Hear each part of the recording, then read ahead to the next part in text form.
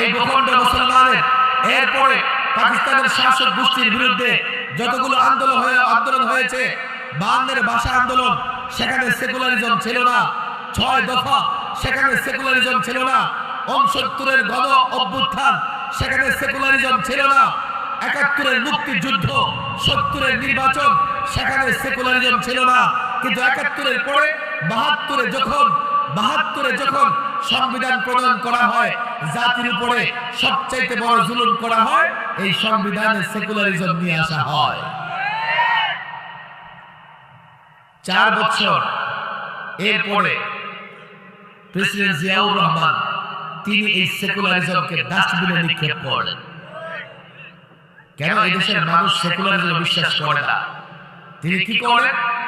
আল্লাহর উপর পূর্ণ আস্থা বিশ্বাস নিয়ে আসলেন। এরপর এরশাদ সাহেব রাষ্ট্রধর্ম ইসলাম নিয়ে আসলেন।